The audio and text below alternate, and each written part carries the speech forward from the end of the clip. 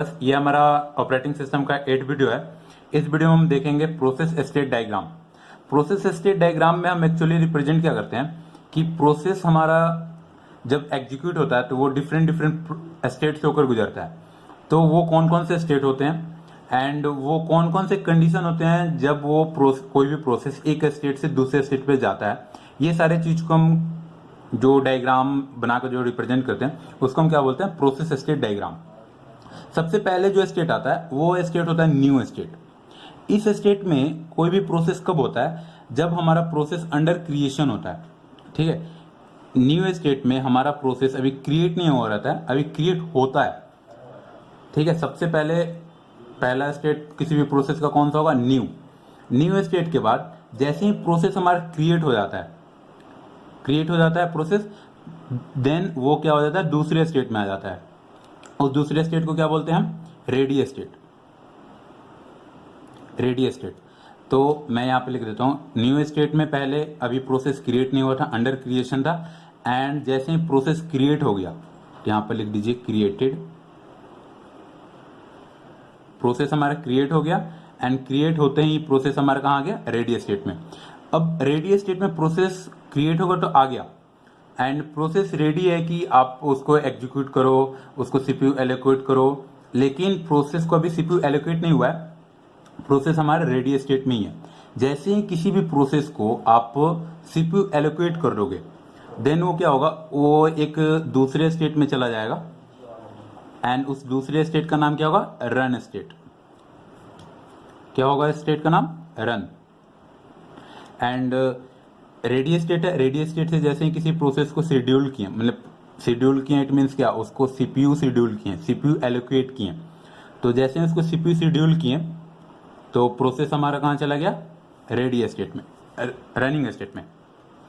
Ready state में था, process को शेड्यूल किए एंड प्रोसेस हमारा चला गया रनिंग स्टेट में। अब प्रोसेस कहाँ है, रनिंग स्टेट में। इट मीन्स उस प्रोसेस के पास क्या है, सीपीयू है।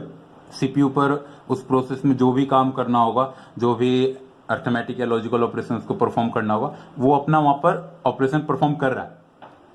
ठीक है, अब सपोज कीजिए कि प्रोसेस हमारा रनिंग स्टेट में है, अपना arithmetic and logical operation perform कर रहा है एंड बीच में उसको कोई इनपुट आउटपुट डिवाइस से कोई ऑपरेशन परफॉर्म करना है।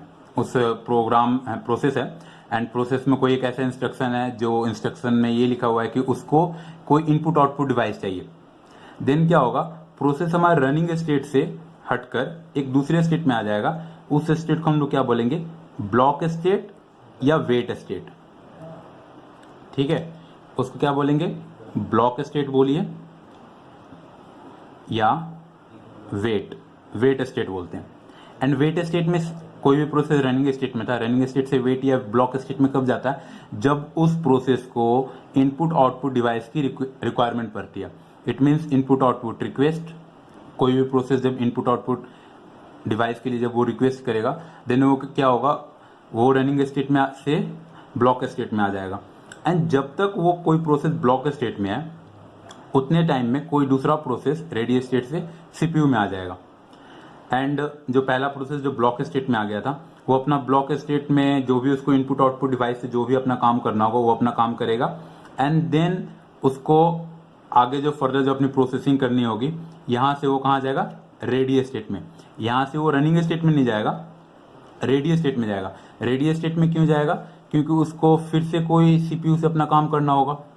तो यहाँ पर क्या होगा, उसका आईओ कंप्लीशन, इनपुट आउटपुट जो डिवाइस इनपुट आउटपुट रिक्वेस्ट के लिए डिवाइस के लिए जो रिक्वेस्ट किया था, या इनपुट आउटपुट डिवाइस पर जो भी उसको काम परफॉर्म करना था, उसका वो काम कंप्लीट हो गया।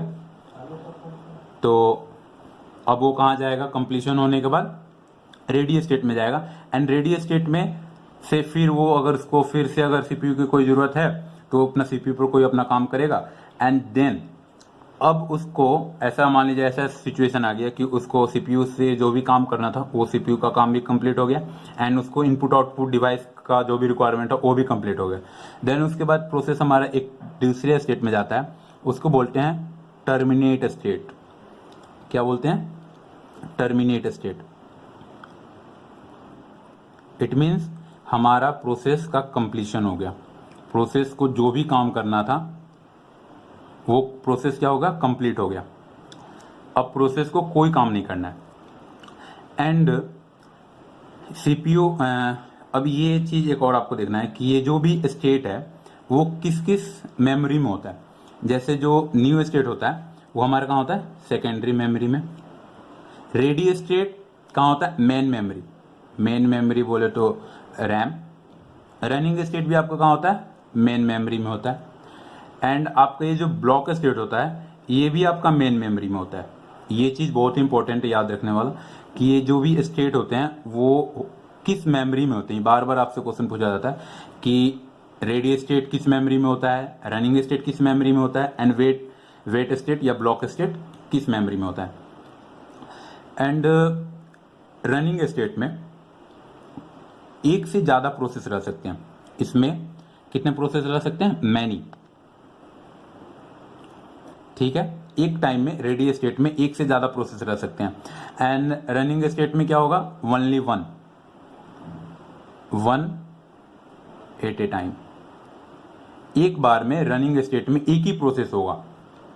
जैसे सपोज कीजिए कि आपका रेडी स्टेट में 3 प्रोसेस है, P1, P2 and P3। P1, P2, P3 and P1 को सबसे पहले P1 आया एंड P1 पहले क्रिएट हुआ न्यू स्टेट में। न्यू से जैसे प्रोसेस क्रिएट हो गया रेडी स्टेट में है। एंड रेडी स्टेट में आते ही आप क्या किए, P1 को CPU शेड्यूल कर दिया। P1 के पास CPU है, अपना CPU पर जो भी उसको अपना काम करना कर रहा है। एंड ऑल ऑफ सडन एक दूसरा प्रोसेस आता है P2 जिसकी प्रायोरिटी P1 प्रोसेस से ज्यादा है। ठीक है, जैसे ही आपके पास एक हायर प्रायोरिटी का प्रोसेस आता है जिसकी प्रायोरिटी वैसे प्रोसेस से ज्यादा है जो प्रोसेस के पास हमारा CPU है, तो हम उस सिचुएशन में क्या करते हैं, लोअर प्रायोरिटी वाले प्रोसेस के से जो हमारा रनिंग स्टेट में है उसको क्या कर देंगे, हम भेज देंगे रेडी स्टेट में। यहाँ पर हमारा जो पहले P1 था, यहाँ पर जो पहले P1 था उस P1 को हम लोग क्या किए, यहाँ से रनिंग स्टेट से हटाकर रेडी स्टेट में भेज देंगे। एंड CPU अब किसको शेड्यूल कर देंगे, P2 को, क्योंकि P2 की प्रायोरिटी क्या है, P1 से ज्यादा है। इसलिए P1 प्रोसेस को जो रनिंग स्टेट में था उसको हटाकर हमने रेडी स्टेट में भेज दिया। एंड रेडी स्टेट में जो P2 जिसका हायर प्रायोरिटी था उसको हटाकर रनिंग स्टेट से हमने रेडी स्टेट से हटाकर हमने रनिंग स्टेट में ला दिया।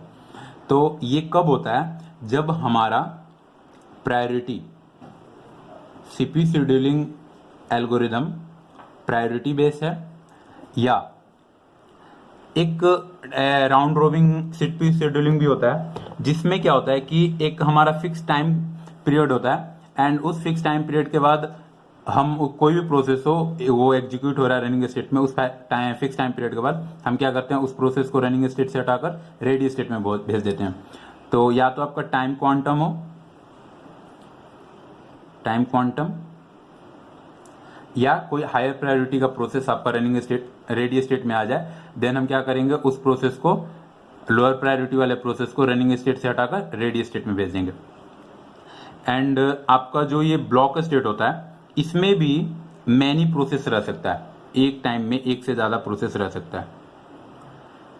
रेडी स्टेट में